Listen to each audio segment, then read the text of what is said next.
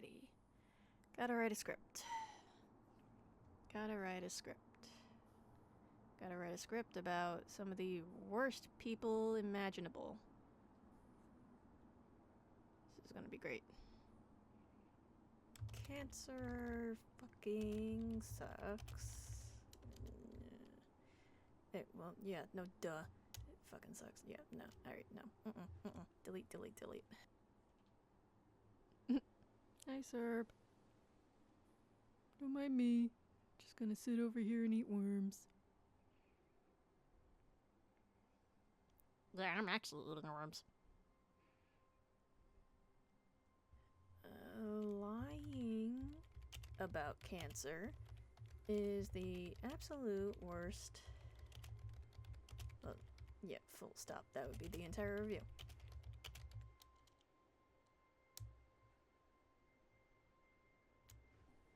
You mind? My dude.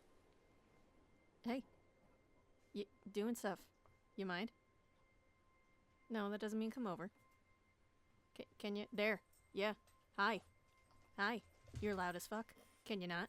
What you gonna do? What you gonna do? Both of you. What you gonna do? Huh? What you gonna do? Ew. Okay, nasty. You're nasty. Thank you. You're both gross. I'm trying to do stuff. Yeah, I'm just gonna go back to munching on this. Do you hear how loud your brother is? Do you hear how loud you are? Do you know how loud he is? Yeah. Can No. you take care of that? That. Yeah, I can't help that you. noise? Can you take care of that?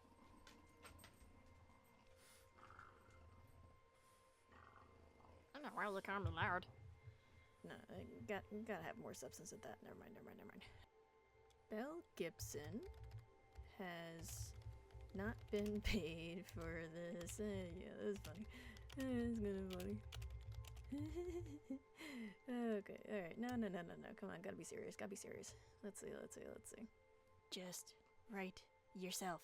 Just put words on the screen. For me. Please.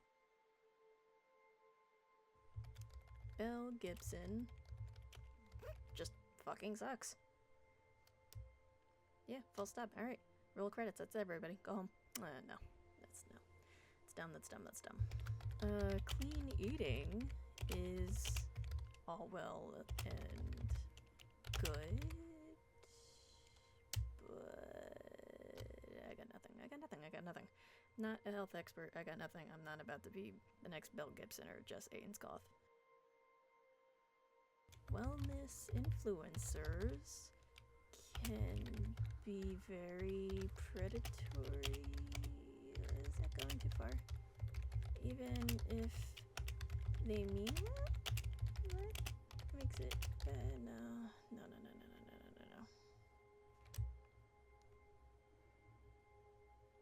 Maybe if I stare at it, it'll write for me. And I'm hurting my eyes doing this. Yeah, okay, ow, that hurt. That fucking hurt. Now I know what SpongeBob went through trying to fucking write his report. Doctors hate her because she does these 5 things every morning. Ugh, I'm not gonna be a Facebook meme. No. Hate it. Kill it with fire.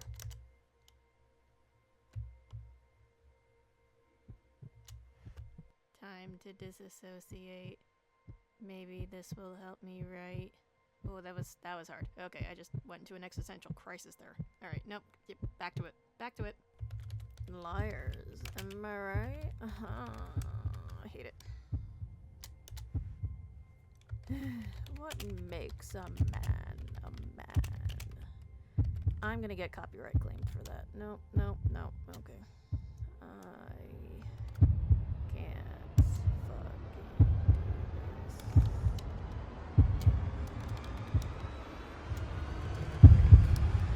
this. Fuck this. Yeah, no, I got no focus. You know what? Maybe I should take a shower.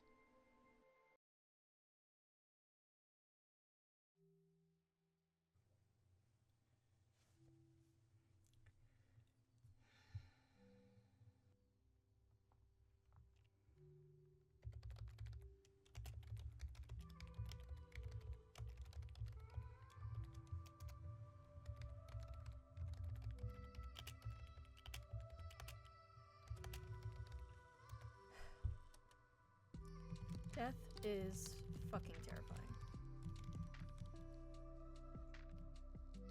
And it's only human to feel that way.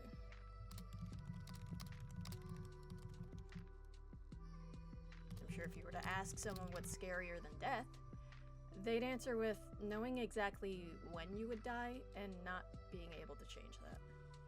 And that's what so many, too many, people go through every day of every year. That bastard cancer.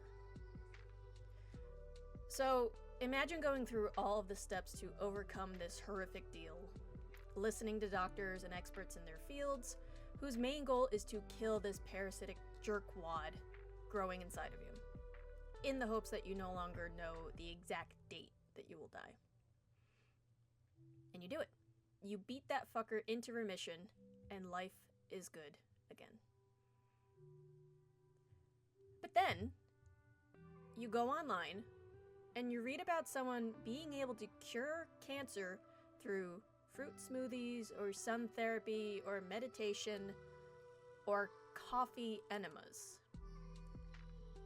And you wonder if you're crazy, or if this is actually true, and you just wasted your time. And then, you find an influencer who says, I beat brain cancer by eating healthier. She has an app and a cookbook to supposedly back up her claims. Well, if she's backed up by an app and a book from one of the biggest publishers out there, there has to be some merit to it, right? Right?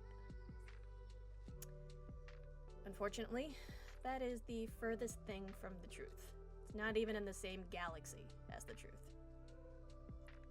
Cue to the scumbag, Belle Gibson. Trust me, it gets worse from here. Hello again, lovelies. Lala here, and today I'm gonna make you mad. Sorry in advance. And also, I'm full on reading off of my script right in front of me, so if you see me glancing to the side, that's me reading my script, because I don't have the time to memorize like I used to. So, sorry if that's distracting. Anyway, if you're watching this video, then hopefully you're intrigued by either history, true crime, dramatic retellings, and exposés. Today's subject is definitely dramatic and horrifyingly aggravating, and that is the Netflix docu-series Apple Cider Vinegar. That's my dog thinking someone's at the door. No one's at the door. Apple cider vinegar is not just a horrible tasting and unappealing liquid that does not remotely taste like apple cider. I'm still mad about that. But it's also the dramatic retelling and embellishment about one such disgraced wellness influencer and disgusting con artist for cancer survivor lies, Belle Gibson of the Whole Pantry. The TLDR of the story is that this woman, Belle Gibson, lied about having brain cancer and subsequently lied about curing her brain cancer with healthy, natural recipes and foods. Absolutely horrible and disgusting, and we're not about that shit here. I don't think so.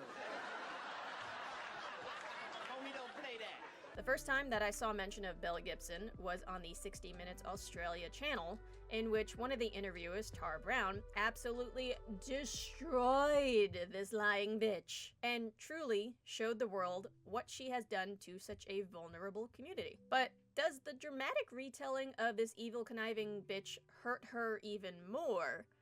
Or does it help heal her damaged social identity? Let's get into that.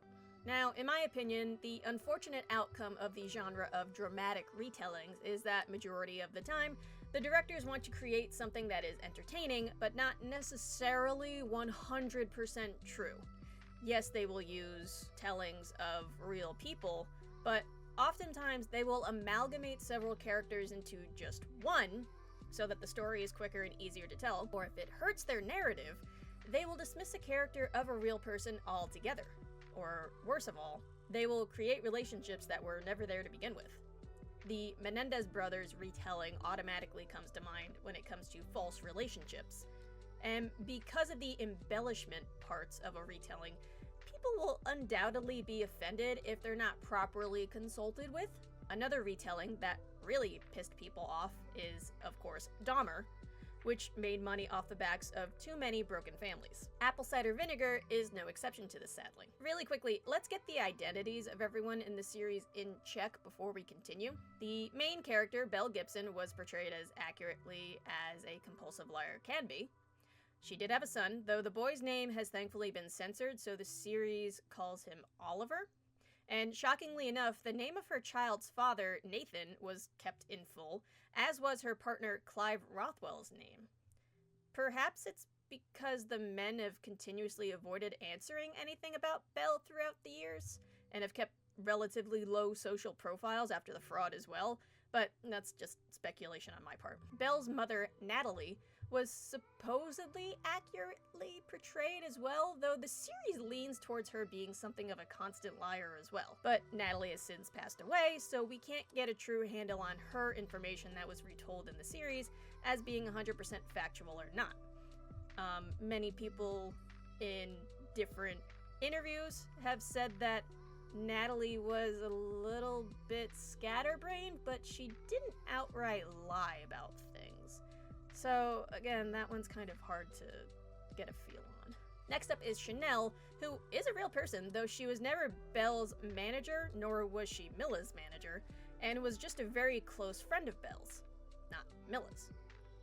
I do have to make mention that the actress who portrays Chanel is black, while the real Chanel is a white Australian woman, and I can't help but think that this line... How'd she react? A river of white girl tears. feels weird now. And more uncomfortably, like I said, Chanel was not best friends with Belle's foil, Milla Blake. Chanel was a very close friend to Belle in real life, and Milla Blake actually does not exist. The director does state that Milla is an amalgamation character of many different wellness influencers of the time, who truly did have cancer, but she names one person as being the main inspiration, and that is Jess Ainscough. Sorry. I'm gonna come back to Jess in a while because I have problems with her and people like her. We have the two journalists, Justin and Sean, who are more or less accurately portrayed, except for one factor in regards to Justin. His wife, who is Lucy in the series, is not a real person at all. Neither journalist actually had any personal connection in regards to cancer. They didn't have it and didn't have anyone close to them that had cancer. They both just wanted the story out when Chanel came to them about concerns that Belle was lying about everything. So Lucy is the true fictional character of the series, as the director of the series states that Lucy is everyone that was affected by Belle Gibson's lies. Then we have Hunter, who is a small boy diagnosed with a brain tumor that would eventually take his life unless he were to get surgery from a very specialized doctor. Belle claims her business deals with charities and can get donations for Hunter and save him, but surprise, surprise, the family never sees the money. This boy was based off of Joshua, who did have a brain tumor at a young age and was trying to get an operation to hopefully save him. And Belle Gibson promoted the boy on her blog and IG account, wrote about him in the app and in her recipe book, and of course, never helped the family out with any operations or money. Lastly, we have Heck, who also isn't real, but is at least loosely based on Belle's former PR advisor, someone named Alex Twomey? Sorry. Just without the substance abuse. I don't know why they stuck that in there. Now that we have all of that out of the way, back to Scumbag Story. Make no mistake that Belle Gibson is an awful person and was found guilty by the Australian courts of charity fraud. She was to pay the charities that she promised money to, and to this day, 10 years later, has not paid a goddamn cent. Now, she's trying to be... This is stupid. Now she's trying to be the next Mother Teresa in Africa, hoping that everyone just fucking forgot what her face looked like. I'll see what my name is and I'll give it back to you like this. And thankfully, the only good thing to come out of all of this nonsense is that Australia passed laws in regards to health advice and what can and cannot be published. If your claims are not factually backed up, then you cannot publish it. Feels good in my book. Another small series on Netflix, the search for Instagram's worst con artist, details all of the facts that could be confirmed about Belle and what she had or hadn't done. And as I stated before, 60 Minutes Australia tore her 18 new assholes and got her to admit to a few fallacies as well. So why do I think this dramatic retelling could possibly help heal her damaged identity as an influencer? Because they gave too much leeway into what cannot be 100% confirmed in her personal life, and her foil in the Jess Ainscough character, Mila Blake, is just as bad as Belle. Are you boring me? I'm right. Let me elaborate. As I stated before, Belle's former partners have not disclosed anything about their relationship with Belle, and whether or not they actually knew or suspected that she was lying about everything. All of the craziness that we see with Belle displayed in the retelling of how she acted with them and what she was like behind the scenes cannot be confirmed. We certainly can't take Belle's word for her actions. She's a confirmed liar and con artist. And this is where Apple Cider Vinegar starts to blur the lines of Belle's psyche and her compulsion to lie and make each lie grander than the last one. Each cut, they make her seem as though it is painful to lie, that she is struggling mentally, and that she is a product of a horrible home life that resulted in her committing to her lies, just so that she would be seen by her mother. However, Belle's brother disputes this and says that while, yes, their mother was sick with MS, they had rather normal lives, if not living a little under their means. This is backed up by Belle's stepfather as well, that while his wife absolutely could have been a more attentive mother and made sure that Belle stayed away from problematic and even predatory people, she was nowhere near as abusive as Belle portrays her to be. But where is Belle's brother in the retelling? I didn't name him at all. Well, he's not there, because that narrative probably makes the overall storytelling the director and creator wanted to show fall apart at the seams. Like I said, Natalie is not alive to defend herself anymore, but the brother and stepfather are. And they were not happy with how Natalie was portrayed as just as big a liar as Belle was. I will say though, the stepfather does say that the part of Belle running away to be with an older man when she was like 17 or just on the cusp of 17, even he says that was fucking stupid of his wife to do. But Belle didn't stay there as long as the series made it seem to be. It seems like she was there for a day and then came back, from what the stepfather said.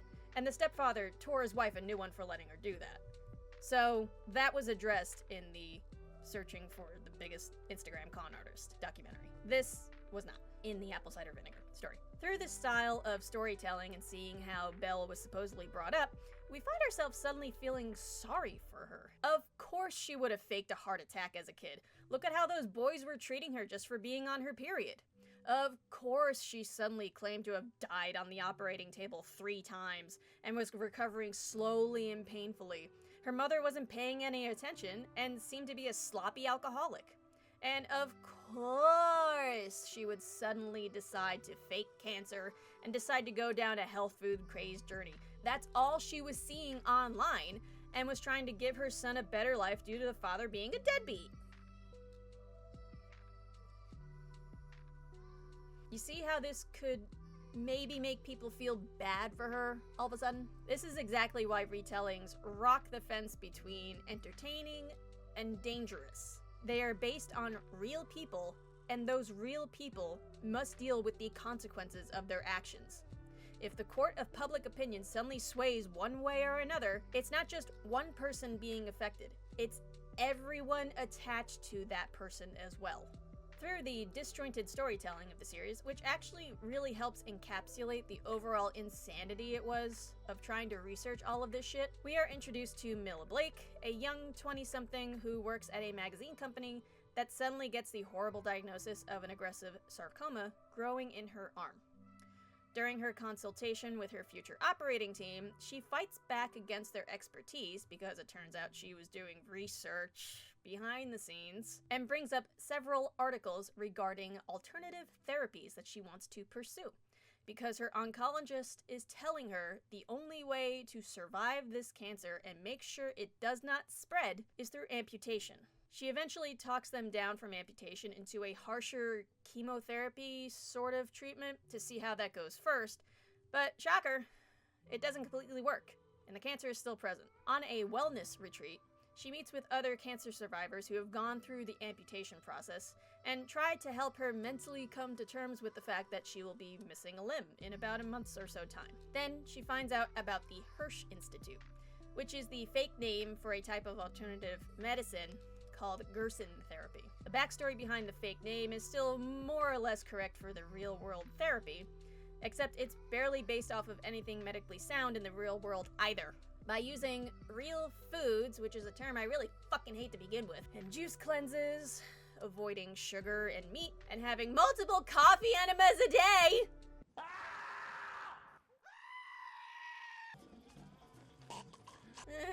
you can reset your body to fight the cancer and cure yourself, essentially. So this non-medically trained 22-year-old woman decides to flip the bird to her team of doctors and heads to Mexico to treat her cancer with coffee up her ass, essentially.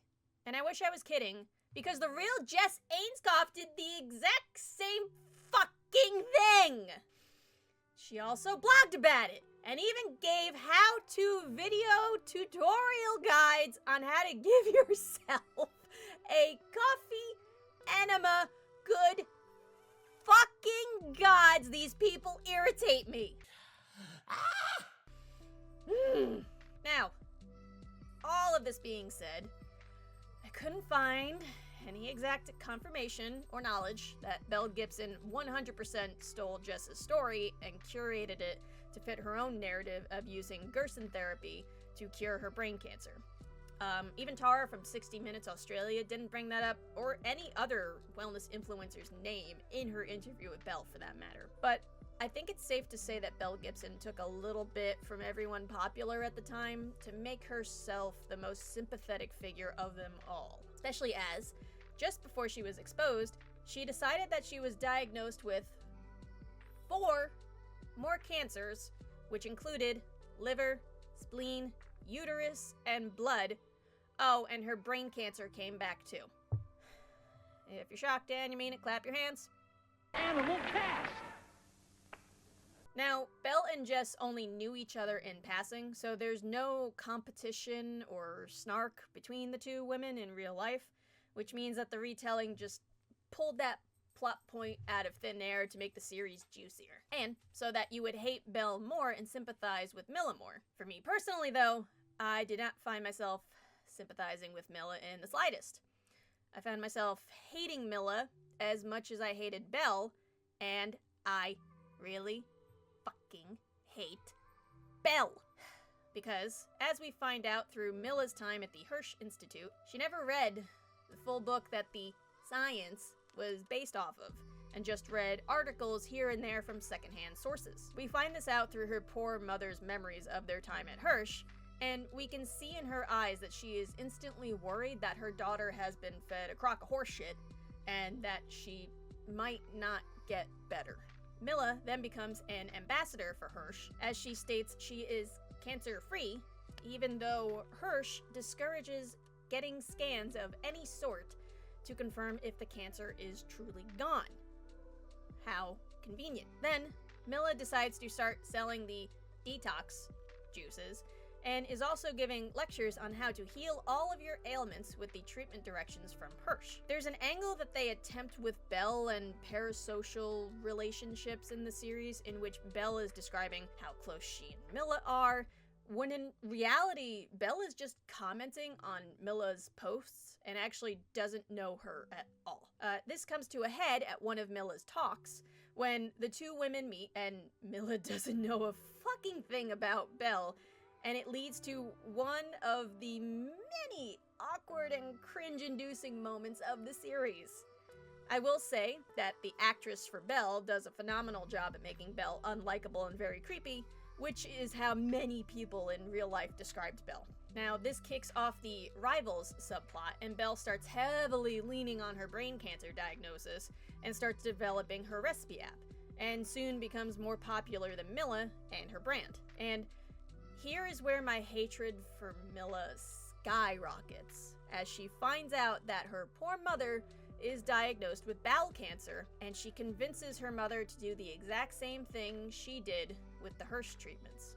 In real life, Jess's mother is diagnosed with breast cancer, and does the same thing the retelling mother does, follow her daughter on the same wellness journey. And unfortunately, neither mother sees any progress in the fraudulent treatments, and both die shortly after their diagnosis. Milla is already spiraling and using riskier and riskier treatments and causing real harm to herself as she tries anything available to just make the cancer go away. And therein lies my problem with Milla and Jess. They didn't listen to experts and waited too long when the solution, albeit scary, was right there in front of them all along. Nothing can be done except keep Milla comfortable until her final days, and Jess would also lose her battle with her sarcoma in February of 2015. 10 years. It will have been 10 years since Jess Ainscough died at the time of me writing and researching this series. And while I am obviously no doctor or expert in any medical field whatsoever, I can speak to the long-term effectiveness of amputation of a limb to save a person's life. My husband was diagnosed with a malignant sarcoma in his leg, and the type he had only saw maybe 13 people a year beat it. He said that was being generous. His doctor said there were only 2 outcomes: amputation or death. Now, I'm obviously speaking about his cancer in the past tense because he chose amputation over 13 years ago and lived to be one of the very few to survive that cancer. The cancer has never come back, and he has said it was the best decision of his life. He was ready to be pain-free and get on with his life. And with his prosthetic, you wouldn't even be able to tell he's missing part of his leg. Don't get it twisted. He can understand how a young woman would initially struggle with having to suddenly give up a limb in the hopes that they caught the diagnosis early enough and the cancer wouldn't spread elsewhere. But in this diagnosis type, it comes down to, do you like your limb or do you like your life? We were both yelling at the scenes with Milla's character, constantly denying that her arm was getting worse. And when Milla was finally seeing her doctor after years of using bullshit medicine, his first words were, "And you fucked around for too long, and now you're finding out." Make no mistake, Belle lying about her cancer diagnosis is horrible, and she did real harm to a lot of people whose cancer could have been correctly treated and seen remission. But Milla and Jess are just as culpable and horrible. Just because they actually had cancer and lost the battle does not negate the real hurt they also put into the world with their piss-poor research and decisions. Milla and Jess also have blood on their hands, and it really aggravated me seeing Milla be redeemed at the end of the series. Why does she get redemption? Just because she was going up a slightly more horrible person? Gerson therapy is no longer allowed to be taught or sold in books or magazines, pamphlets, fucking anything, anywhere in Australia. And while Belle is the poster child for that reason, she is not the sole perpetrator. The series constantly starts an episode off with saying that this is not a true story, or this is a true-ish story based off of a lie, which is smart because there's so much that can't be verified, and stories of different people are twisted and exaggerated to make it an entertaining series. If this was about a fictional character, I would say it was beautifully shot, the narrative and time jumping fit with all the uncertainties, and all of the actors were brilliant and deserve rewards. Okay, that last part is still true. The actors were brilliant and all deserve rewards. But she's not fictional. What Belle Gibson did to that community really happened, and people lost their lives because of it. The storyline, the boy hunter, really did happen to Joshua, and she conned so many people into donating for him, only for that family to never see any money. And Joshua, unfortunately, lost his battle to brain cancer. She really did fake a seizure during her son's birthday party to keep the ruse of her brain cancer still being there, even though she should have been dead at this point in time. So, why lie? Why embellish? Why leave her brother out of the story completely and make it seem like it was just her and her mother the whole time? Why make the relationships between Belle and Milla closer when in reality they barely knew each other? Why downplay Milla's and Jess's damage to the cancer community? Why make Belle look so sympathetic when we know nothing of her actual personal life? This reminds me of the scene in Jim Henson's The Labyrinth. Stay with me. Where Sarah must decide which door is telling the truth and which one is lying. After going back and forth between the two doors asking questions, she confidently declares which door was lying, and the two doors ask, "How do you know?" To which Sarah explains herself and her logic. She was never certain of her answers to this type of riddle before, but now that she has to work through it with her life on the line, she finally understood it. She walks through her decided door and yelps as she falls through the oubliette. She was wrong all along. In the same way, this series has the same outcome. Everyone is wrong in their decisions. Alrighty, y'all. Sorry for making you mad. I hope you enjoyed my take on apple cider vinegar. Don't get it twisted. The series is really good. It really had myself and my husband gripped, and we wanted to see the end of it because we wanted to see if we could tell if Belle's mother was still lying from the get-go or whatnot, but they didn't really wrap around to that at all. But we did want to see Belle finally get justice. And after I explained to him what the 60-minute interview did, he felt a little more justified in how he was feeling. And when I looked up what Jess Ainscough was like, he also felt justified in hating her as much as I did. Or Milla, hating Milla's character as much as we did. Apparently Jess Ainscough, her videos are now privated. I don't know if you can find them or not. Not that I would advise anybody doing coffee enemas, as the medical field says don't fucking do them. I hope you guys all enjoyed it. Here is where you can find the background image that I use through my videos. I'm going to be doing this as much as I can from now on. I probably have to find a different green screen setup because this was a bit of a pain in the ass to get through. If there's any cool wall pictures or backgrounds that you guys would like me to use or promote your channels for or anything like that, let me know in the comments down below. And let me know what you think about Belle versus Milla / Jess. Do you think Belle is worse, or do you think Milla is worse? Because remember, Milla's mother followed her daughter and also died because of the therapy that Milla was using. I don't know. Let me know in the comments down below. And let me know if you saw Apple Cider Vinegar on Netflix in its full, or if you saw the 60 Minutes Australia interview. That one, Tara, you are my hero. It was so good. And let me know if you saw the other one, searching for Instagram's worst con artist. That one was honestly also just as good as the 60-minute Australia one. So that is it, and I will see you guys in the next video. Bye, my lovelies.